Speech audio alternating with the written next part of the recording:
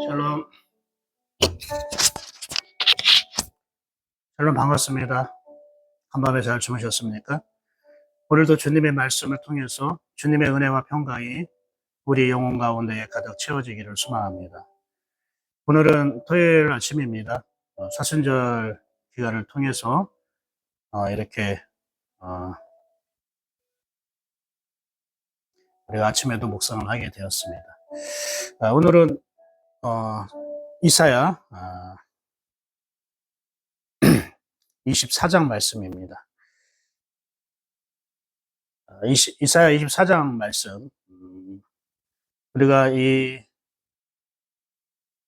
이사야에 대한 구성이 어떻게 되냐면요. 1절부터 12절까지는 예루살렘, 하나님을 믿는 자들에 대한 심판과 소망에 대한 메시지, 그리고 이사야 13장부터 23장까지는 이스라엘 주변에 있는 여러 국가들, 바벨론이나 아수르라던가 에돔, 이러한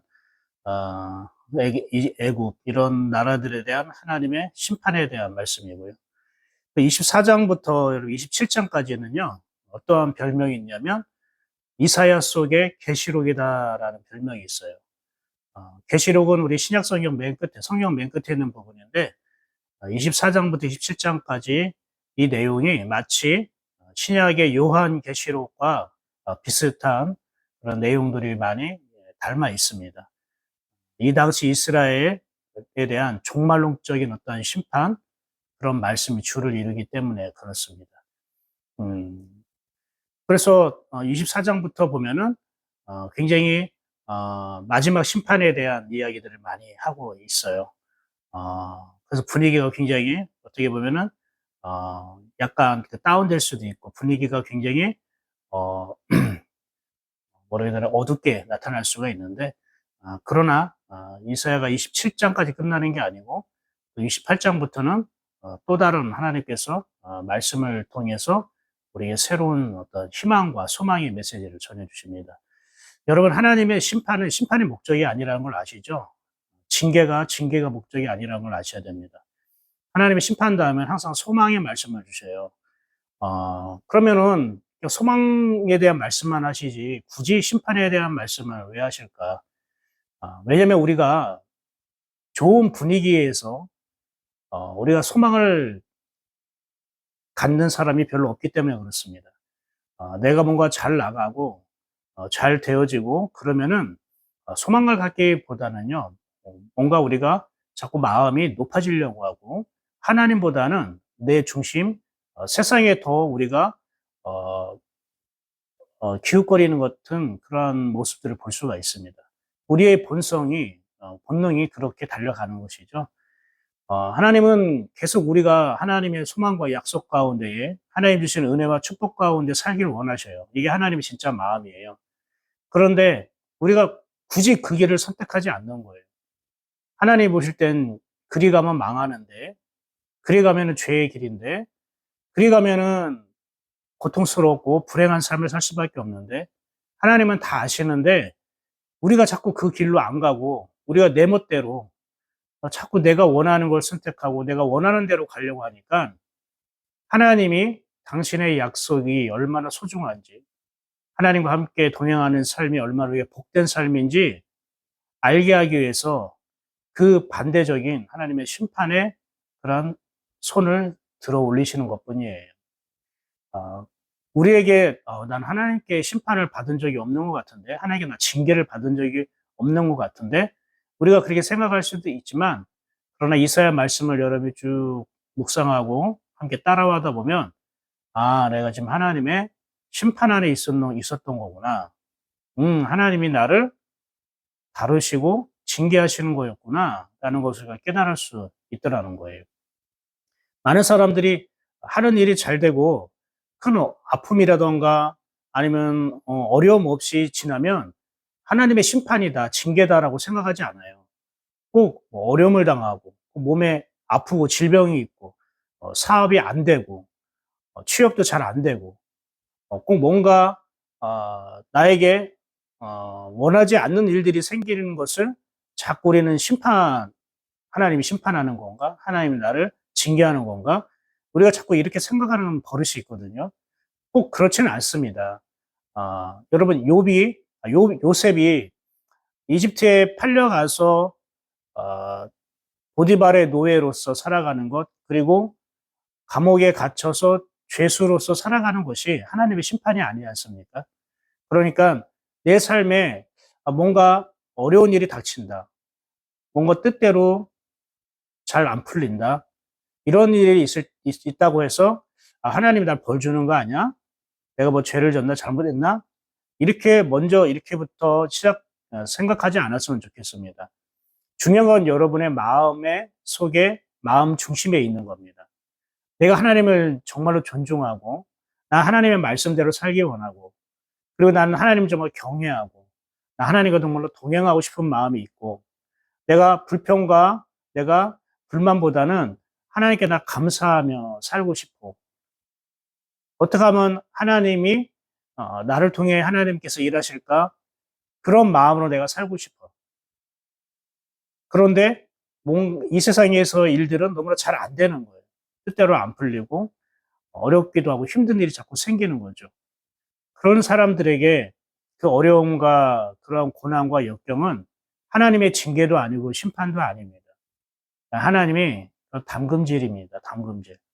우리를 정결하게 하고 거룩하고 깨끗하게. 그때는 하나님과 사인이 맞아야 되는 거예요. 하나님과 사인이 맞는다는 건 뭐냐면 우리는 자꾸 어렵고 힘든 문제를 극복하고 이기고 좀 잘 되어지는 그러한 것만 지금 바라보고 있거든요. 그것이 하나님이 주신 축복이고 하나님이 주신 은혜고 형통이라고 생각하는 것이거든요. 그러니까 우리가 이러한 인본주의적인 관점에서 하나님의 형통과 축복을 생각할 것이 아니라 나는 하나님을 항상 생각하고 그분의 뜻대로 되길 원하고 그분의 말씀을 내가 존중하고 그분과 함께 동행하고 싶은데 왜 나는 계속 이 어려움이 있고 고난과 역경이 왜 끊이지 않는 걸까? 이해가 잘 안 되고 그 부분에 대해서 무언가 답을 구하고 싶다면은 그때는 이 부분을 놓고 여러분이 기도를 해야 할 때인 거예요. 그냥 머리로만 생각하고 왜 그러지 저러지 질문만 하는 게 아니라 이 부분을 가지고 집중적으로 하나님께 나아가 기도할 때 만약에 내가 신앙적으로도 게으르고 하나님의 말씀에 관심도 없고 하나님에 대해서 감사의 마음도 없고 하나님의 뜻에 대해서도 별로 마음에 두지 않고 그러한 삶을 살아가는 데에 여러 가지 어려움과 역경과 그런 고난이 다가올 때에는 우리는 생각해 볼 수 있죠. 나보고 하나님께서 돌아오라고 얘기하는 건가? 내가 요즘에 하나님의 뜻이나 하나님의 생각과 마음보다는 내가 내 기분대로 내가 원하는 대로 살다 보니까 하나님께서 이런 일을 통해 돌아오라고 지금 말씀하시는가? 우리는 이렇게 생각할 수 있잖아요. 내가 내 신앙의 모습, 하나님에 대한 태도, 말씀에 대한 어떤 반응, 이런 거를 내가 보면서 우리는 나에게 일어나는 일들을 어느 정도 내가 짐작할 수 있고 생각할 수 있단 말이에요. 그런데 내가 정말 하나님을 사랑하고 내가 하나님의 말씀대로 주일날 선포되어진 그 말씀대로 살고 싶고 그래서 기도하고 하나님의 뜻 가운데로 살기를 소망하는데도 불구하고 왜 이렇게 어렵지? 뭐가 이렇게 힘들까? 왜 이렇게 이런 어렵고 이런 괴로운 일들이 끊이지 않는 걸까? 되어진다면 그때는 하나님이 여러분을 지금 기다리고 있다는 뜻이에요. 어떤 또 집중적으로 여러분 기도해. 뭔가 죄 때문에 그런 거고 잘못해서 그런 게 아니라 뭔가 하나님께서 특별하게 여러분에게 거룩한 뜻을 품고 있기 때문에 그런 거예요. 그 거룩한 뜻이 무엇인지 그래서 집중적으로 그걸 놓고 기도해야 되는 거예요. 하나님 왜 이렇게 내 삶이 어렵고 고난이 끊이지 않고 이렇게 아프고 힘든 겁니까? 주님 제 마음 아시잖아요. 제가 주님을 바라보고 있고 주님을 기다리고 있고 주님을 소망하고 있고 저는 주님을 정말로 존중하고 하나님의 말씀대로 살아가기를 원하는 거예요. 그런데 왜 이렇게 삶이 어렵고 힘든 걸까요? 그러면서 집중적으로 그 하나님이 나를 향한 뜻과 계획이 무엇인가를 내가 기도해야 되는 것입니다. 그때 하나님께서 가르쳐 주시는 게 있어요. 나에게만 알려주시는 하나님이 보게 하시는 것이 있어요. 그러면은 이제 내가 삶에서 일어나는 어떠한 일에 대해서 흔들리지 않게 되고 반응하지 않게 돼요. 고난과 역경 이런 것들이 다른 시각으로 다른 태도로 내가 반응하고 보게 되기 때문입니다. 그러니까 여러분이 의문만 품지 말고 고민만 하지 말고 왜 그러지? 이렇게 하지 말고 정말로 하나님께 집중적으로 기도하면서 그 부분을 여러분 해답을 받으셨으면 좋겠습니다. 자, 오늘 이사야 24장 보면요. 땅에 대한 이야기가 나와요. 한번 볼까요? 보라, 여호와께서 땅을 공허하게 하시며 황폐하게 하시며 지면을 뒤집어 엎으시고 그 주민을 엎으시리니. 땅에 대한 얘기가 계속 나옵니다. 3절도 땅이 온전히 공허하게 되고 온전히 황무하게 되리라. 4절 땅이 슬퍼하고 쇠잔하며 5절 땅이 또한 그리고 6절 저주가 땅을 삼켰고 이렇게 되면 땅에 대한 얘기가 굉장히 많이 나옵니다.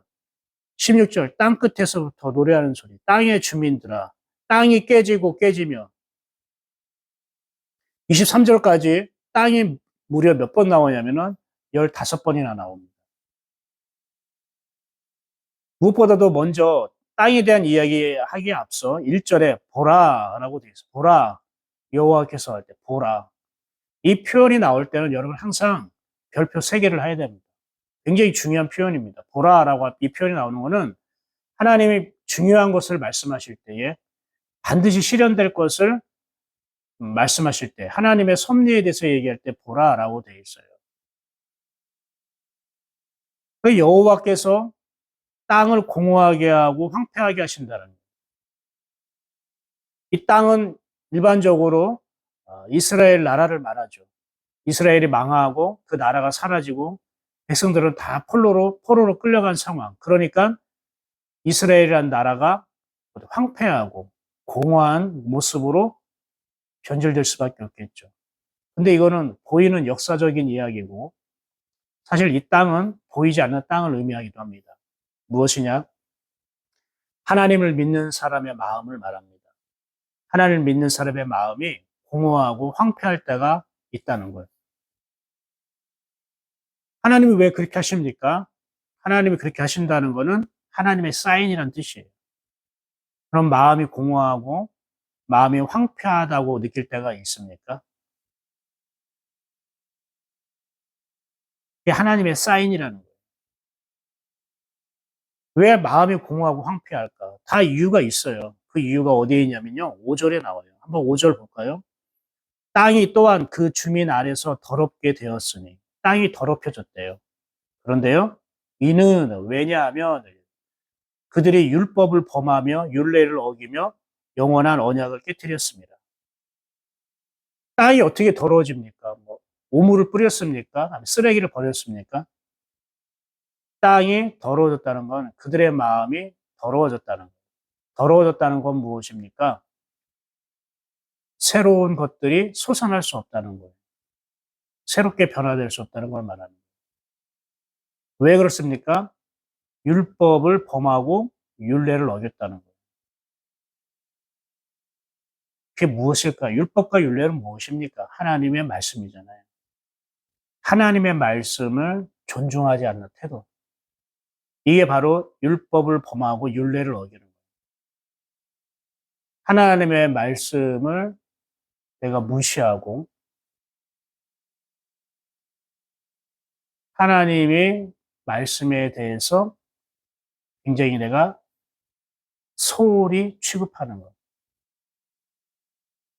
그게 우리의 마음을 더럽힌다는 뜻이에요.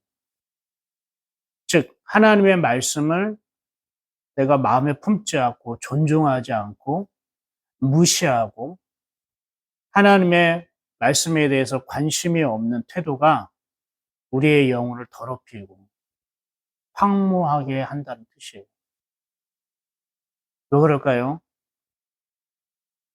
그 안에 하나님이 거하실 수 없기 때문에 그렇습니다.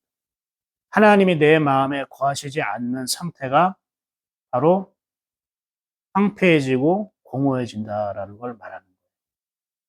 그러니까 이 땅에 대해서 하나님께서 이렇게 이야기를 하는 것은 우리가 하나님의 말씀에 대한 태도와 반응에 대한 결과라는 거예요.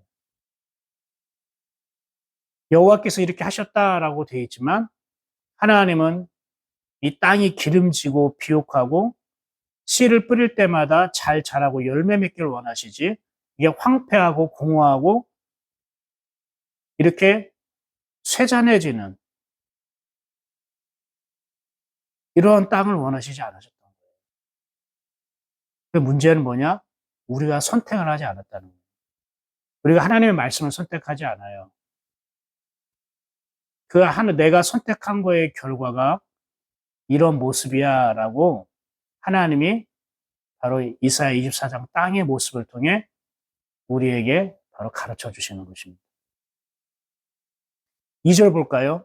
백성과 제사장이 같을 것이며 종과 상전이 같을 것이며 여종과 여주인이 같을 것이며 사는 자와 파는 자가 같을 것이며 빌려주는 자와 빌리는 자가 같을 것이며 이자를 받는 자와 이자를 내는 자가 같을 것이라.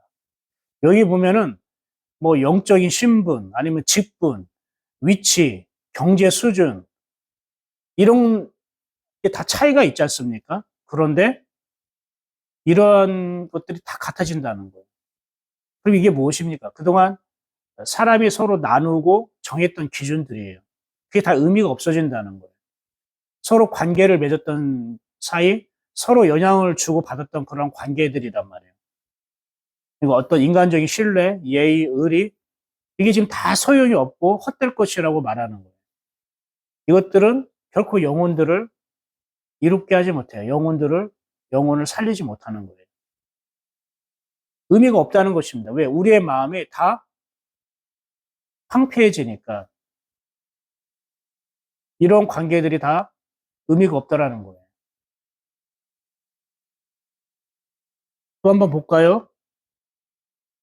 7절부터 여러분 11절까지는요. 새로운 분위기가 확 바뀝니다. 6절까지는 그 땅이 저주를 받고 황폐하고 공허하다고 얘기하시는데 7절부터는요. 이렇게 얘기합니다. 새 포도즙이 슬퍼하고 포도나무가 쇠잔하며 마음이 죽었던 자가 다 탄식하며 솟구치는 기쁨이 그치고 무슨 말이냐면 기쁨과 즐거움이 사라진 인생을 말하는 거예요. 네, 맞아요. 우리가 하나님의 말씀을 선택하지 않은 그 결과가 우리에게 인생의 기쁨과 즐거움마저 빼앗아 간다는 걸 말하는 거예요. 이게 쭉 나와 있습니다. 그런데 이게 끝이 아닙니다. 21절 볼까요? 그날에 여호와께서 높은 데에서 높은 군대를 벌하시며 땅에서 땅의 왕들을 벌하시니 무슨 말일까요? 땅의 왕들을 벌한다는 게 뭡니까? 우리 마음을 지배하고 있는 세력들, 죄의 세력들, 우리의 죄의 상처들, 어떤 쓴뿌리 이런 것들요. 무기력함, 이러한 우리의 마음을 지배하고 있는 것들을 하나님께서 벌하시겠다는 거예요. 내가 마음으로 은밀하게 품었던 것들, 그걸 지금 왕이라고 여기고 있는 거예요. 땅의 왕들. 나를 다스리고 지배하고 있는 내 마음속 깊이 나를 붙들고 있었던 그것을 하나님께서는 어떻게 해요? 벌하시겠다라고 얘기하는 거예요. 그리고 나서 23절 볼까요? 그때에 달이 수치를 당하고 해가 부끄러워하리니 이는 만군의 여호와께서 시온산과 예루살렘에서 왕이 되고 그 장로들 앞에서 영광을 나타내실 것입니다. 달과 해가 수치를 당한다는 건 무엇을 말할까요?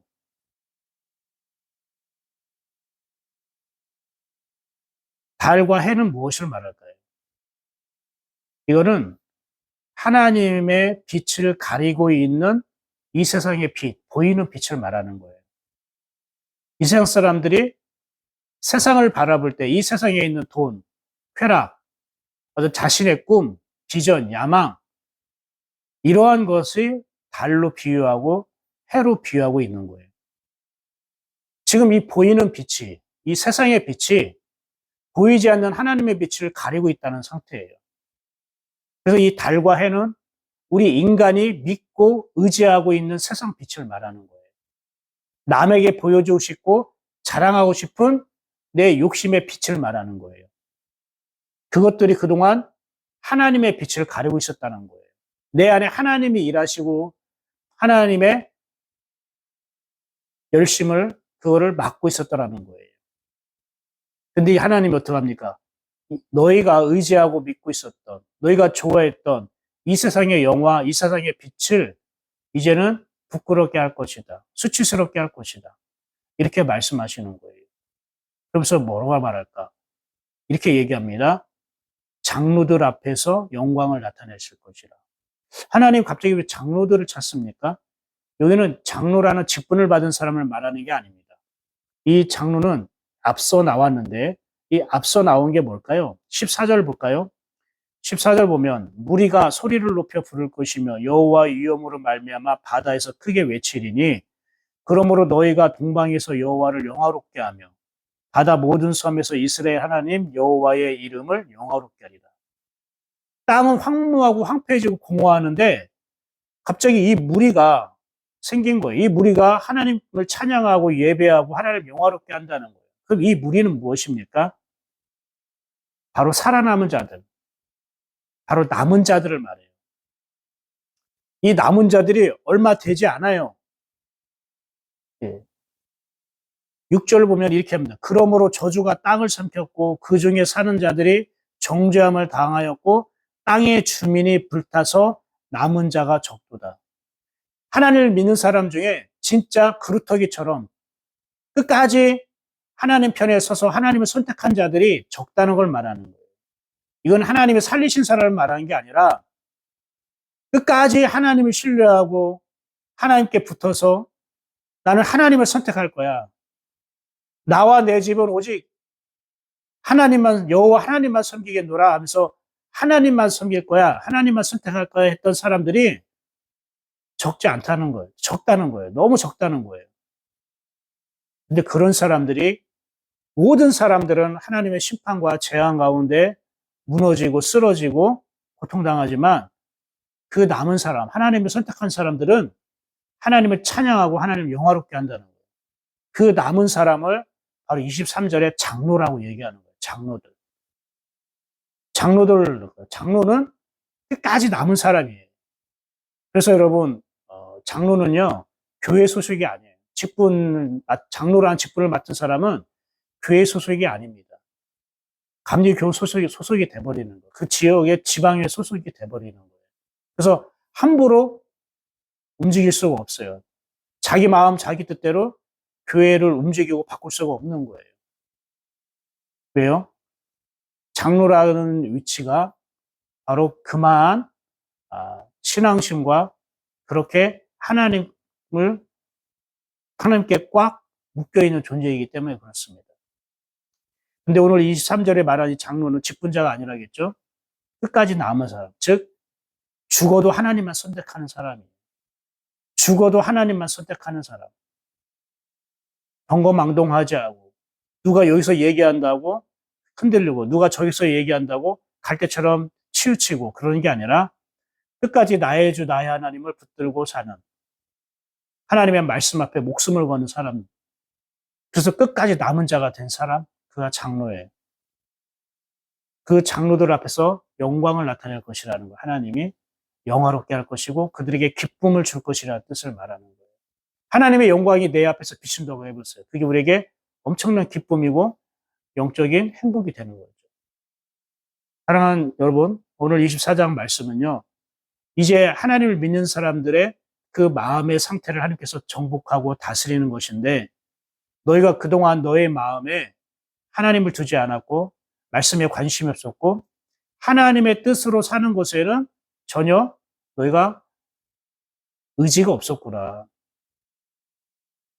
그런 사람들은 결국 그들의 마음은 황폐하게 될 것이고 공허하게 될 것인데, 그럼에도 불구하고 어떤 상황이 있어도 끝까지 하나님을 선택한 남은 자들이 있을 거다. 하나님은 그 남은 자들의 입술을 통해 하나님의 영광을 받을 것이고, 또 하나님 그 남은 자들에게 기쁨이 될 것이다. 이 말씀을 오늘 24장을 통해 하고 있는 것입니다. 사랑하는 여러분, 여러분은 어떻습니까? 우리가 함께 남은 자가 되어야 되지 않겠습니까? 예.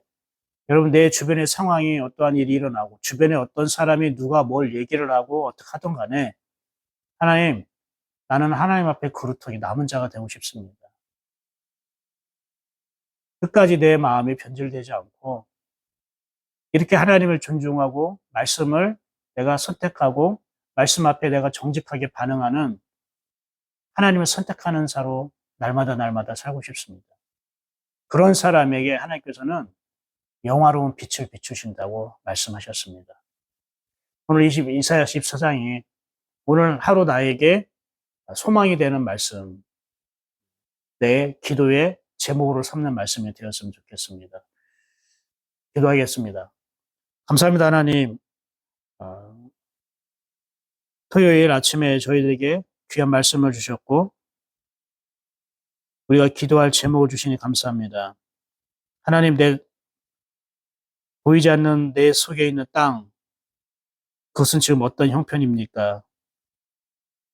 하나님의 영화로운 빛을 내가 받고 있습니까? 아니면 공허하고 황폐하고 여러 가지 죄악들로 얼룩져 있습니까? 하나님, 내 마음으로 은밀히 내 마음속에 두었던 해와 달이라는 세상의 빛, 정욕의 빛, 욕심의 빛, 이런 빛을 하나님께서는 부끄럽게 하시겠다고 말씀하셨습니다. 하나님, 하나님의 빛보다 내가 더 좋고 의지하고 있는 빛들이 있습니까? 하나님 그것을 가져가 주시고 오직 하나님의 빛만이 내 영혼을 가득 채우게 하여 주시옵소서. 그리하실 하나님을 찬양합니다. 예수 그리스도 이름으로 기도합니다. 아멘. 예, 복된 주말 되시고요. 내일 주일 예배를 통해 함께 만나도록 하겠습니다. 샬롬.